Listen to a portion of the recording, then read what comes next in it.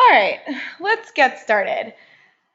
So, a lot of you we've probably spoken before, and some of you I may not have met. My name's Alessandra Chereza. I'm the Director of Marketing here at Green Rope. Alongside me today is our brand new marketing coordinator, Tatiana Chereza, who actually helped me put together a lot of this presentation. She just joined the team, and I'm sure a lot of you will be speaking with her and engaging with her at some point, whether it be social media, reading her content, etc. So today we're going to talk about why content is king and how to execute and develop a killer content marketing strategy. As I'm sure most of you have read and educated yourselves on the trend of the year and the past year and going forth is really content, and it's that inbound marketing and driving people to your website and engaging with you via content that you create or that you share. And obviously content is really important for SEO as well as building trust and thought leadership.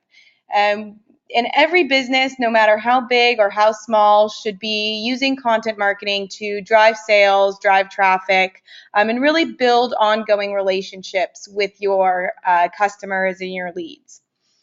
Another thing that's so important about content is that it will set you apart from your competition. With so much competition out there, it's really important that you target your content and you create really great content that resonates and speaks with your customers rather than at them, which is a much more traditional outbound marketing strategy. I'm also going to just ask that everyone hold their questions until the end. We will have a question and answer section. And if you see in your GoToWebinar control panel, you will see down here, we've got the questions. I will keep this here. So, as you go and you have questions, you can put them in this box, but just know that I will get to them after we complete the presentation. All right, let's get started.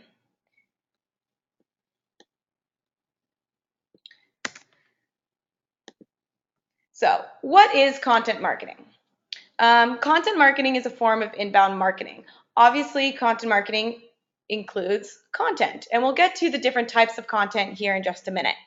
Inbound marketing, I'm sure it's another trendy term, but something that is really, really important for businesses to gain awareness, gain credibility, and it's relatively low cost compared to older traditional marketing strategies, which include, as you can see a list down there, billboards, direct mail, etc.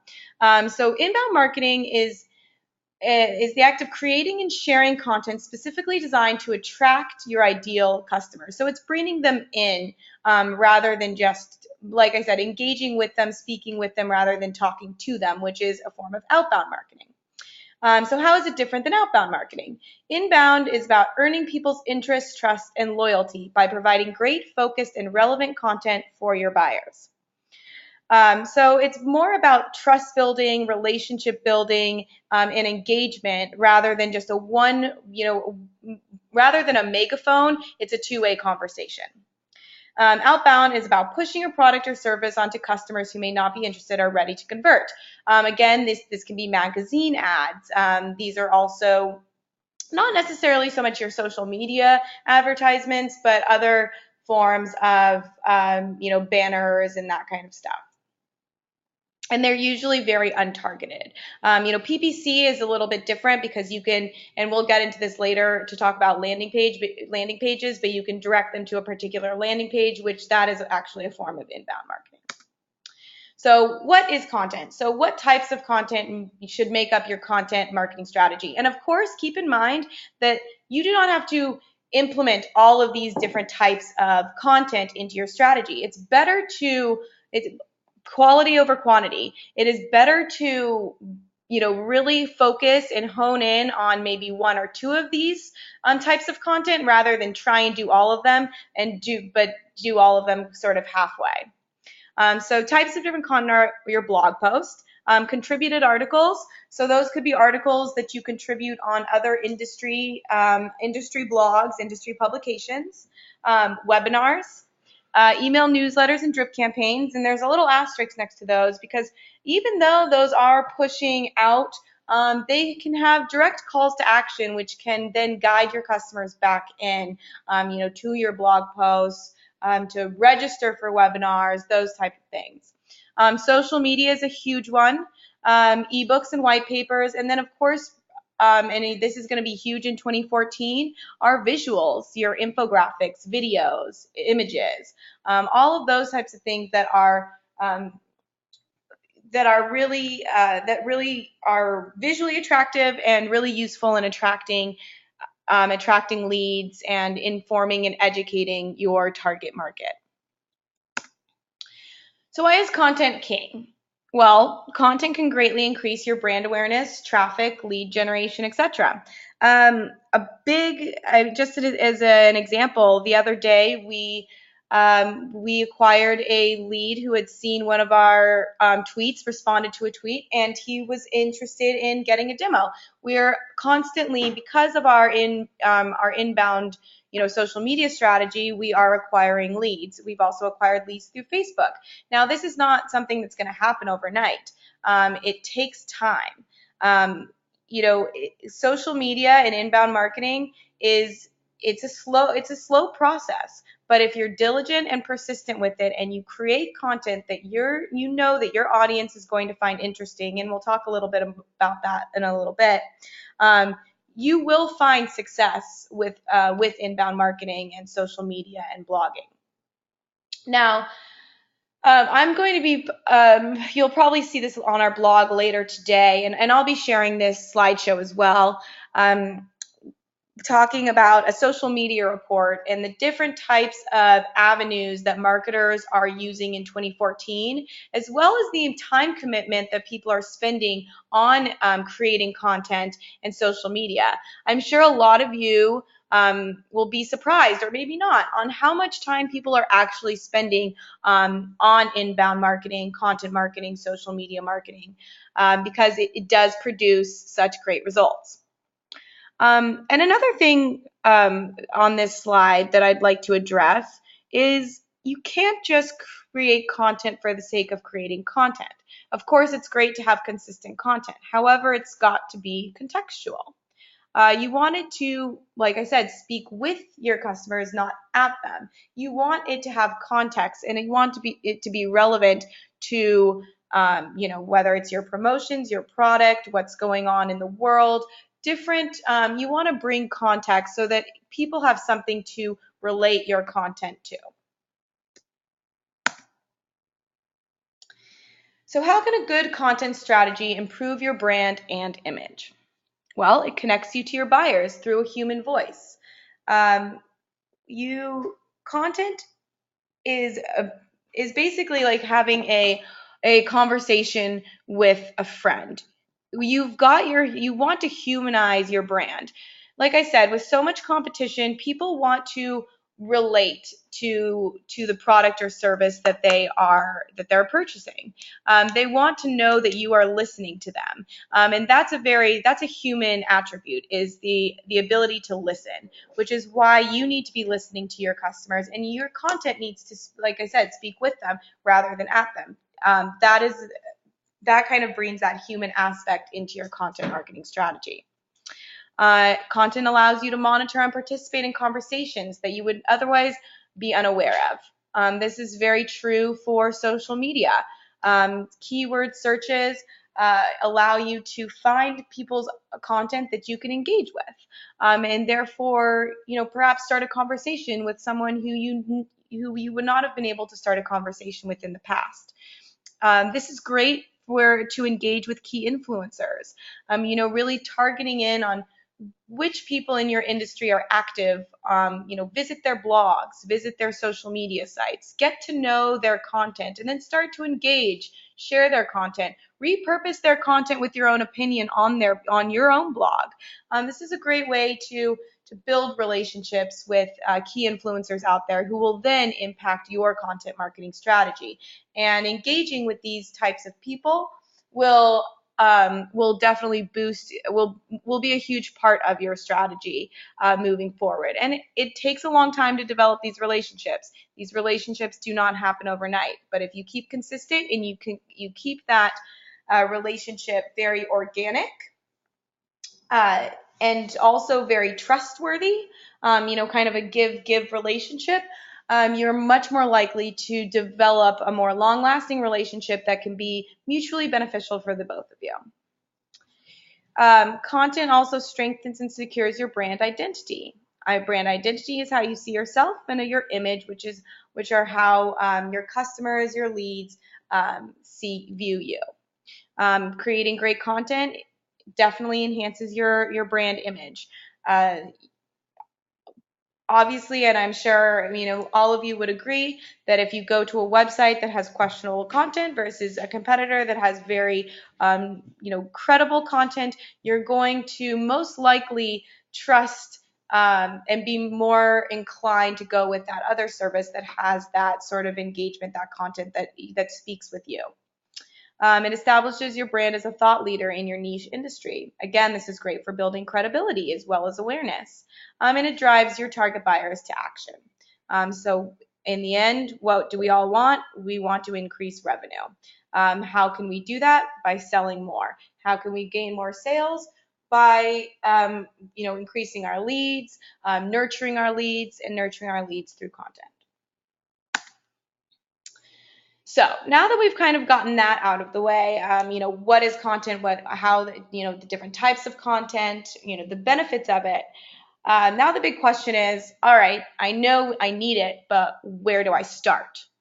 Because it's true, and it can be a little daunting sometimes to develop the amount of content that you should be to really gain momentum and see results with your content marketing.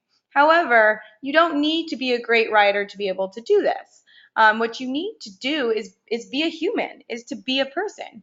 You need to listen, and you need to spend your time understanding who your buyers are, who your customers are, because you can't just create content that doesn't have, like I said, any context or doesn't have any relevance. It needs to address what your customers, what your audiences are asking. So the first one is understand your consumers' thoughts before implementing a strategy. So this is going to be researching your ideal buyer and create detailed identities for those. This is more than a client profile. I'm talking give this person a name.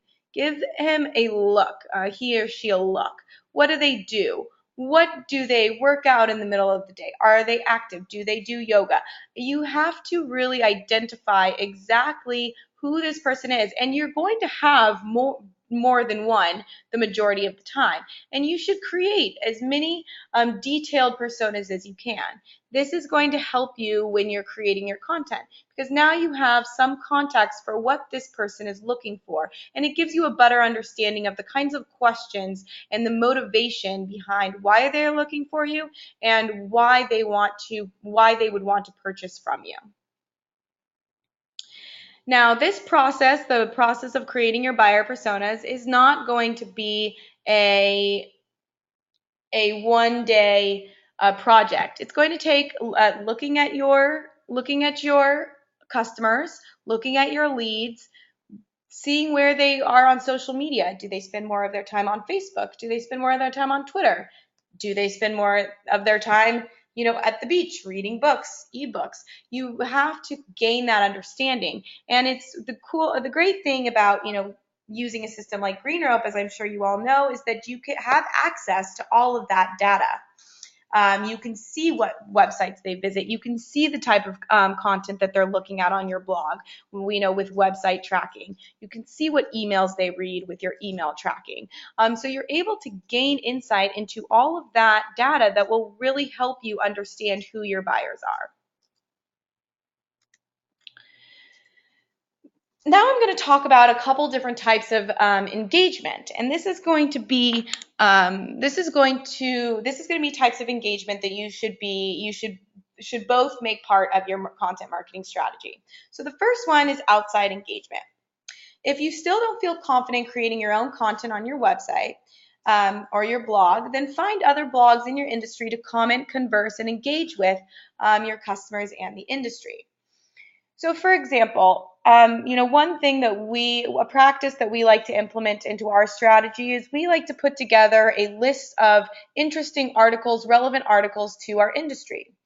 Our team here will then go in and comment, kind of bringing in our expertise and sharing our opinions and thoughts on those particular articles. This brings attention to not only the readers of those articles, but it also brings attention to the authors of those articles. And those authors, a lot of time, are going to be your key influencers, or those people that you want to engage with and build relationships with, as I was talking about earlier. So this is a really great place to start. Another great place to start is by contributing articles to other blog posts. And this is a good way to establish relationships with other bloggers. A lot of bloggers, especially prominent industry blogs, are going to have a lot of readers and a lot of followers. If you can build a relationship with that blogger and contribute an article that they will post on their blog, linking back to your site, that's a win situation right there, because that's going to greatly increase your traffic to your website, increase your awareness, as well as introduce your content to, increase your credibility and introduce your content to people that wouldn't not have seen it in the past if you hadn't been engaging with that particular blogger. And then, of course, being associated with a prominent blogger in the industry will greatly increase your thought leadership and your credibility in the industry. So besides, just to outline this, the benefits are, some of the other benefits are finding and establishing your unique voice. You'll notice that when you go on to a lot of these articles and blogs, there are a lot of comments oftentimes. Well, it's really great to sit down and read those comments and actually engage with those comments themselves. This will kind of give you an idea of what other people's voices are, and it gives you a chance to establish your own. And also, by monitoring the comments on other people's blog posts or your own contributed posts, as well as your own blog posts, you get to find out what your target customers are reading and are interested in, as well as their thoughts and opinions on the subject. Again, this gives you great insight. Keywords. You can see what keywords people are mentioning in their comments, what keywords are mentioned in these blog posts. Then you can take those and incorporate those into your own website, which is great for SEO. Another a tactic that we like to use, and I'll talk about editorial calendars a little bit, but this is kind of a separate calendar, and it's a calendar that basically, like I said, lists off let's say a number of. What I like to do is I like to find my list of articles, create an ongoing list of articles. I put their date, I put the link to the article, I then put the author, I put the topic. I also include their Twitter handle so that we can engage with them on Twitter. And then I also put in a notes column, which I will either put the comment, a link to my comment, or a brief summary of my comment. That way I can reference that at any point. It also is a great way for me to see what articles I've commented on. I can revisit them to see if there have been any comments after my comment. And it's just a great way to keep things organized for your outside engagement. It's always great to keep your content, both your outside engagement and your inside engagement, very organized. You'll see results. The more that you can track, obviously, the better. You'll see more results. You'll definitely see more results this way. So inside engagement. And we're just going to talk about 3 types of internal or on your website content, which should be integrated into your overall marketing strategy. So one is your targeted content on your landing pages. So this is very specific content that people will receive when they land on a particular page of yours. Targeted content on your blog, and then website copy. All of this is very important content that's going to play a role in SEO, as well as that humanization of your company, as well as the customization and personalization. Again, this is, speaking with not at, and it's giving your customer very personalized content. So giving your leads the content that they want when they want it. So now we're going to talk a little bit about the content and landing pages. And as you know, you are able to create landing pages and sign up forms in Greenrope that you can easily embed on your own site. And these are used to capture leads, acquire more leads, and again, allow people to get the information that they want when they want it. So a landing page is a page on your site that you can publish, where you can publish targeted content for a specific buyer persona. So let's say you have an ongoing Facebook ad. If your Facebook ad says, let's say you're a reseller of sports equipment, and your Facebook ad says, 20% off on yoga pants. Well, when they click that link, they should go to a landing page that is selling your yoga pants, not just a general page that is selling all sports equipment or your home page. For example, if we say, compare, trying to think of a better example here. But just having targeted ads and having those ads say what they, having them land on pages that are based off of the advertisement. You do not want to, because if you have an ad that says, we sell yoga pants, and you go to your homepage that sells ski equipment and yoga pants and all of this, that's gonna lead to a little bit of distrust among those people who clicked on that advertisement. Again, landing pages are useful for SEO. You definitely should have them keyword optimized. And then again, here's this example. And then, of course, matching your search queries from your keywords, what people are searching, to landing pages will dramatically decrease your bounce rate. So again, sending them to irrelevant pages on your website is going to increase your bounce rate. It's also going to decrease your credibility. But specific landing pages that are, that you have people land on are going to increase the amount of time spent on your website and ultimately increase the chances that that person will buy. So now you're blogging. So you want to create content that's going to get personal with your buyers. And this can be, and you want it to be targeted as well. You must post regularly to stay top of mind. We like to post about 3 blog posts a week. If we could, if we could do more, we would. Now, do you have to post 3 times a week? No, that's a lot of content, but keeping it consistent is key. And that's going to be for your blog. And again, you're going to want to use those keywords that you found, those search queries, those search words that people are using to search for, products or services in your industry, and incorporate them. Don't stuff your blog posts full of them, but incorporate them in very organic ways. So the bottom line and the golden rule, and I know we always say this, which is why I put here that, it annoys us, but it's so true, that you got to create great content. And everyone says, well, what is great content? Well, only you can really know, because you're the expert not only in your niche, but on your customers and understanding your customers as well. So only you can really create content that's going to speak with your customers. So this is going to be about developing content to reach your buyers. Create content with various media. So videos, infographics, white papers, ebooks, webinars, blogs, blog posts, etc. So you're going to want to create content. And like I said earlier, you'll probably want to start with a few, different types of content, or different types of outlets.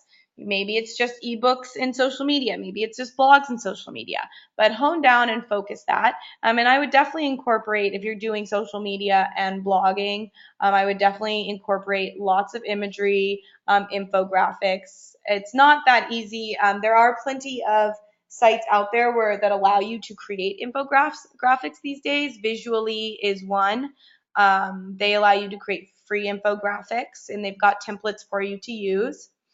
And then, of course, you've got your stock photos, and, if you've got a great graphic design team, why not brainstorm some graphics to go along with your blog posts or your social media posts that are branded towards your company. Branded imagery is always great. Of course, don't make it too salesy, but, branded fun imagery will definitely boost your engagement, especially on the more visual social networks such as Facebook, Pinterest, Instagram, and all that.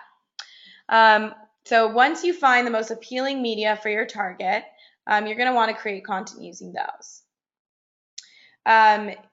Then another thing that you're going to want to do, and this is where I talk a little bit more about editorial calendars, is you're going to want to create targeted content as well. Of course, you're going to want to have your blog post, but you're going to want to have content that speaks to each of those personas that you developed.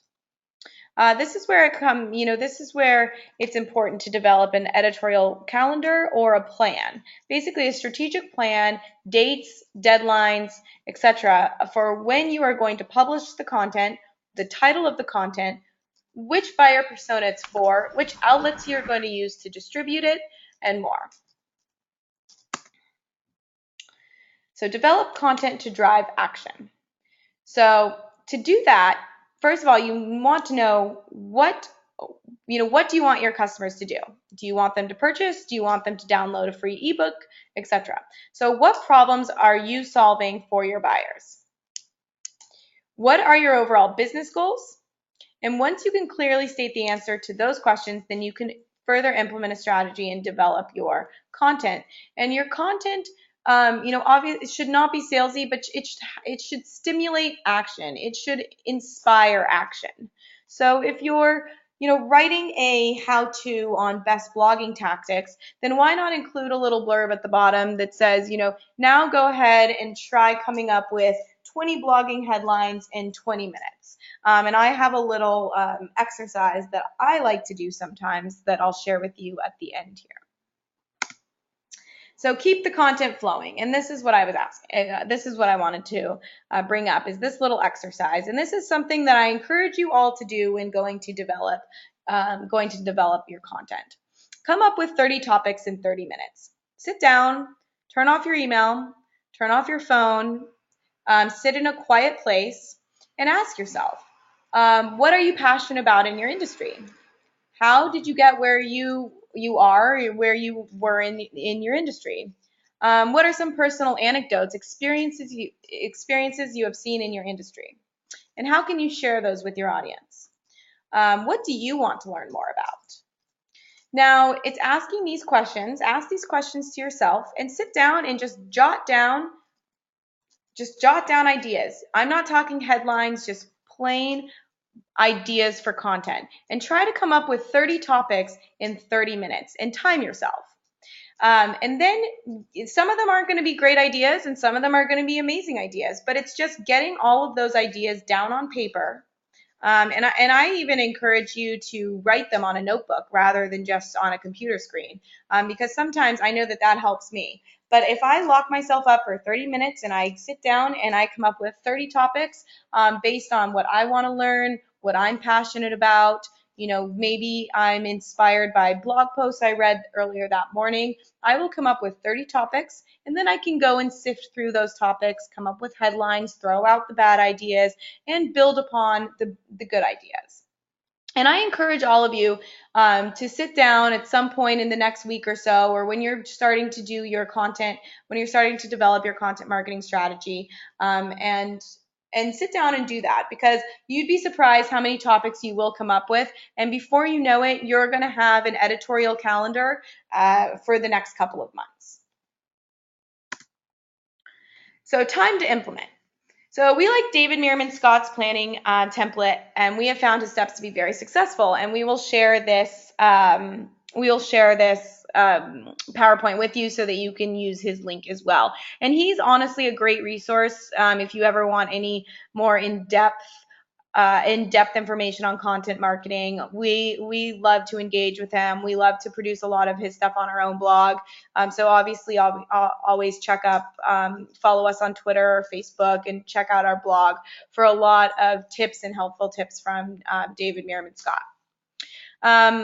Develop an editorial calendar. We spoke about this, but this is critical. This is critical, and it's going to keep you organized.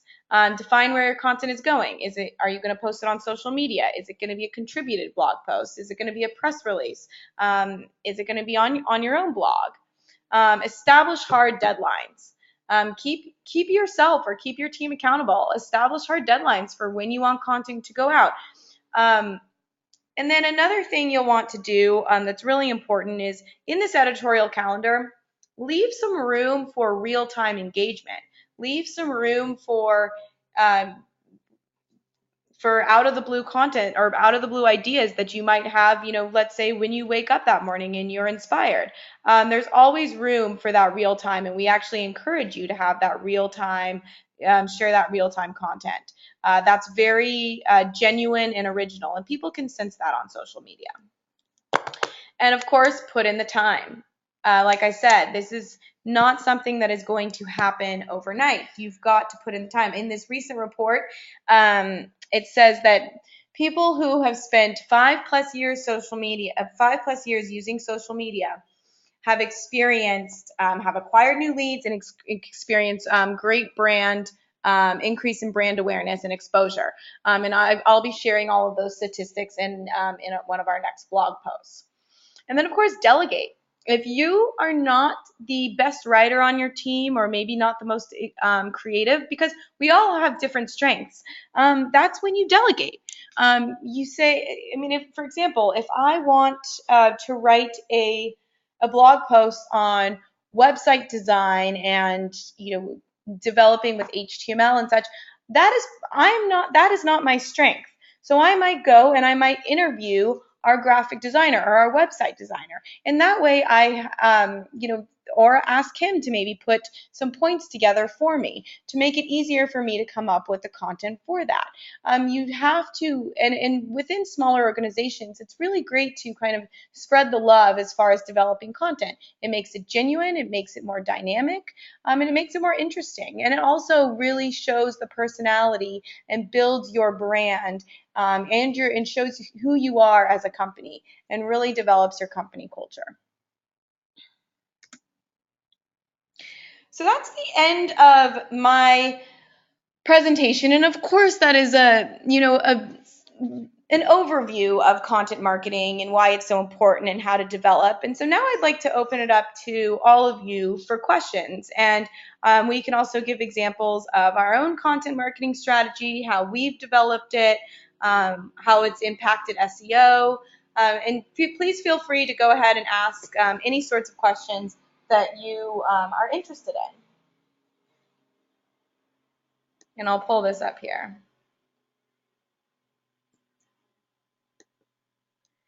All right, Susanna Boyd. Yes, I will be sharing the slides for this presentation. I will definitely be emailing you all afterwards and making sure that all of you have access to this presentation.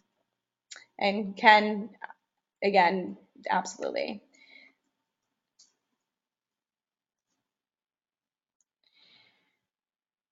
So yeah, so Luz's question is, same as you refer to consumer, how about including the mentioned application to B2B and the customer? So you bring up a really great point.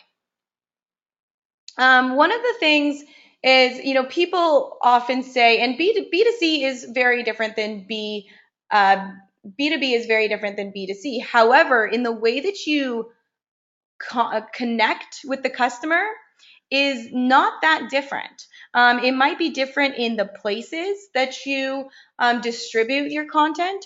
For example, B2B is much stronger on LinkedIn, your blog, and Google+. whereas B2C is a lot stronger on Twitter and Facebook and Pinterest. However, this landscape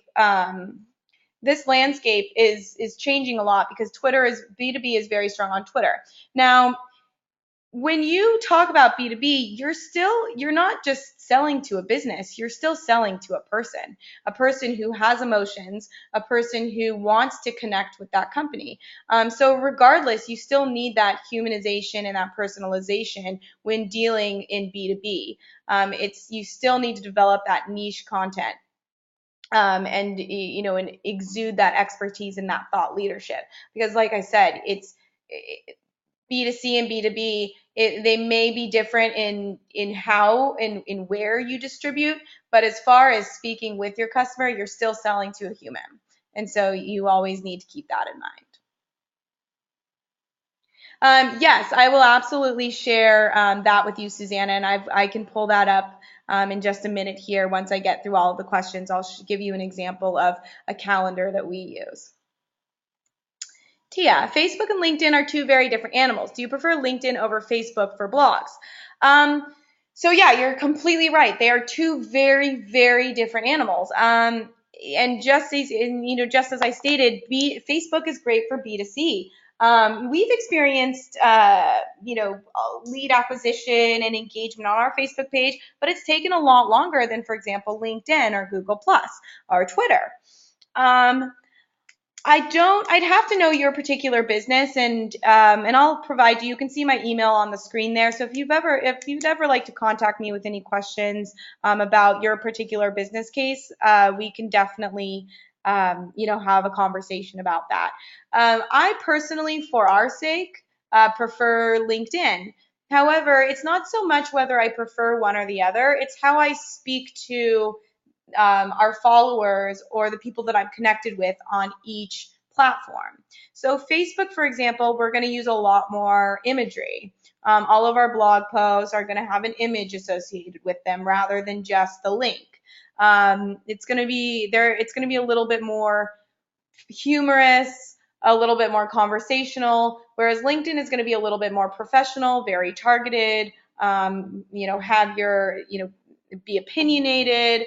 And then, of course, one thing that's great about LinkedIn is the fact that you can actually go into your groups and you can share your blog posts in those groups. So, for example, if I'm a member of CRM Search, CRM Experts, and I write a blog post on the importance of CRM implementation, I'll go into those groups, maybe start a discussion saying, hey, here's what I think are the 3 key factors in successful CRM implementation. What do you think? Start a conversation in those groups, and that's another way to develop relationships on LinkedIn. And then hopefully you can also drive them to Facebook. It's all going to depend. It's really the voice that you use on each of those platforms versus whether one is better than the other. And please, like I said, email me. I'd love to know a little bit more about your business and maybe give you some recommendations based on that. So Casey, your question is more specific to geared towards Green Rope. We are developing, improving our social media platform. As you know, you can send out tweets, and we're in the middle of testing our new social feature. It's going to be more social CRM, but you'll still be able to post from our platform, but we'll keep you updated. Just keep updated on the blog and our newsletter, and we'll let you know.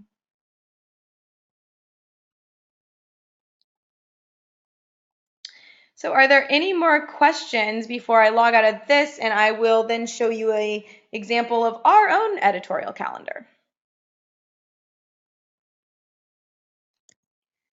All right.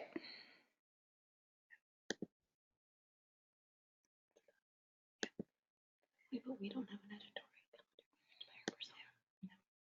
So here we go. So this is actually my desktop here. This is something that every day, this is our monthly editorial calendar. Now this is just a snapshot. This is something I log into every single day, and I've got it on my screen. I can see, press release, blog, blog, blog. I also have our webinar schedule, and you can see I've got the authors here. Now, if I actually share a strategy workbook, I can share this, and this kind of gives you an idea, another idea about our editorial calendar here. And we also have this on in our wiki, which I will show you as well. But this is just an idea of, you've got our month, your content type, author, title description, keyword focus, target URL, and then we kind of go on. Your due date, publicator, published URL, and these are kind of post publishing. But you can see here that, it's very targeted, it's very organized as far as what. Now, of course, we need to go in and fix our keywords. This is an unfinished editorial calendar, but it's a working one, and that's always good to see as well. We also have our campaign and content ideas that we like to share to build all of our ongoing contents. And then we also have all of our articles, months, content type, and then as you can see, we're in the midst of building this out. And so that's actually our own working content calendar.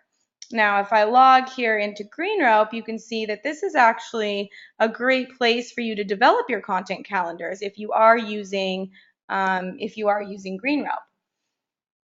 We can go in here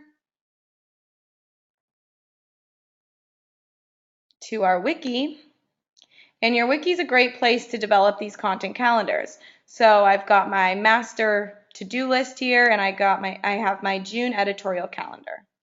And so there it is right in the wiki. That way everyone can go in, they can edit the wiki, and they can say if it's been done, the deadline, and all of your team can edit that. And this is a great place to store all of your editorial calendars, all of the information, and people can go in and edit it, and you can create an interactive wiki that will allow your team to remain accountable, have everyone update that, and that way it's available to everyone on your team as well.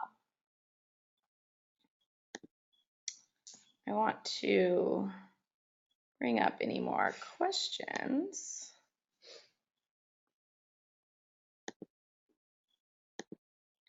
Thank you, Tia. And so now I'm just going to keep it open for questions. And if, for the next 10 minutes, so please feel free to go ahead and ask me anything that you'd like.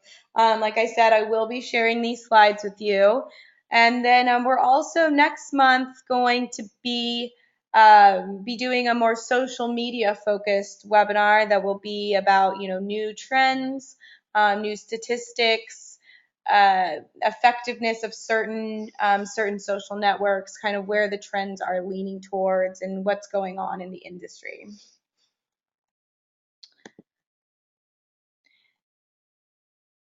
Can you? So I can create. I'd be more than happy to kind of create a template for all of you that I can send all of you to use for your editorial calendars. If that is something that you would be interested in. We can create a template and we can definitely send it to everyone who attended this webinar.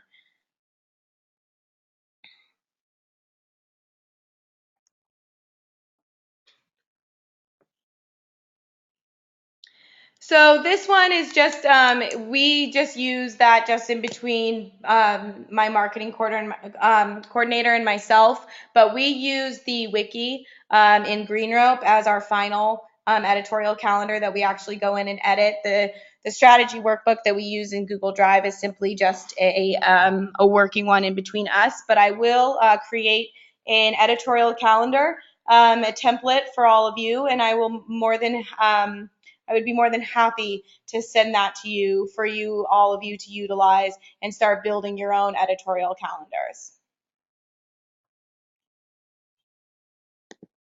Yeah, absolutely.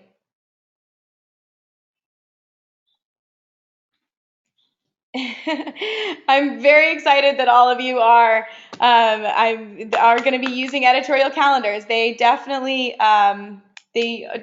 help and keep you organized. Like I said, everyone accountable.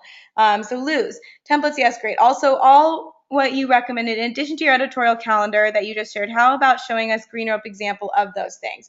So, of course, I can start with, well, I don't have my editorial calendar up. I'd kind of have to go searching from last month. But just, I can show you, on our basic blog here, if I go to the green rope blog, you'll see all of our content there from May and how that kind of played out. It's also, I also associate the the graphics that go along with those. And I define those, and sometimes a graphic will go out after a blog post. This is also going to depend on, because your blog editorial calendar and your campaign editorial calendar are going to be two different things. So for example, our campaign editorial calendar are going to be contributed articles and syndicated articles that we share with other bloggers and influencers, whereas our blog editorial calendar is strictly those blog posts that are going to be on our blog. So we actually like to kind of create a content roadmap, as well as our own personal editorial calendar for our own blog. And I can create sort of a content roadmap template as well. I'll organize it in two different tabs to make it simple and easy for everyone to populate and kind of implement them themselves.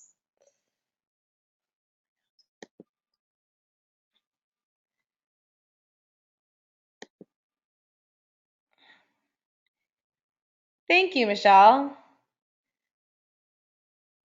Um, Tia, I absolutely am available for to speak at networking meetings and to go, and I would be more than happy to. I'm a huge proponent of content marketing. As most of you know, Green Rope is a privately held company. We have been building up, when we've had a very small marketing team for quite some time. And as I said, we just hired on a new marketing coordinator, and she helped put together this presentation. She's absolutely fantastic. So we're so happy to have her as part of the team. And we are huge proponents of content marketing because we've seen it. We've seen results with our own business. So we've seen results with Green Rope. And we continue to see results with Green Rope. And so we are the first people to really push out content marketing and share the wealth of information that we've gathered from our own experiences and share that with others. Because we know it works, and we've implemented, we've done, we continue to experiment, we have experimented, and we continue to learn and stay updated. I mean, we live and breathe, content and marketing every day. So we'd be more than happy to come and speak with any network, at any networking events.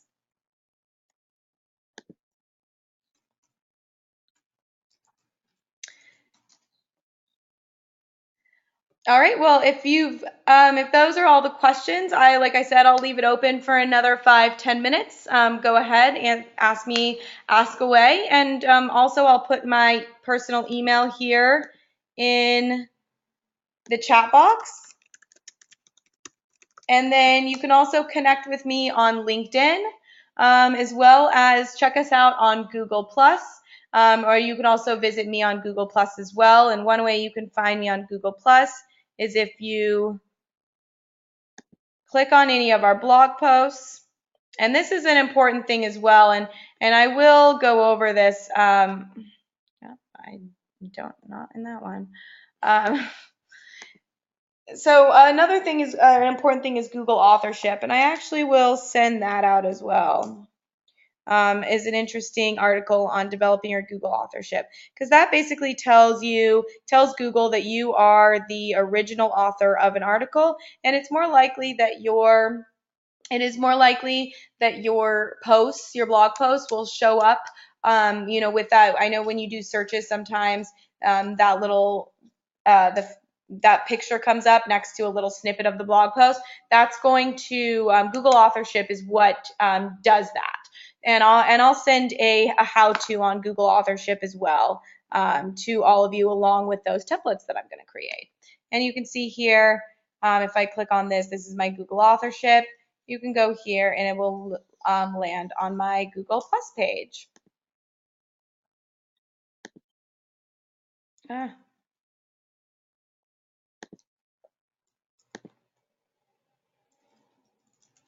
Oh, okay. Sorry about that, um, Teresa. We will definitely make sure that you get that link in there. And he's got a great calendar as well.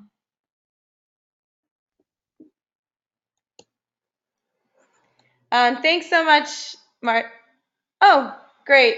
Thanks, Teresa. I'm glad that it worked. And just for everyone, I guess that link is it's case sensitive.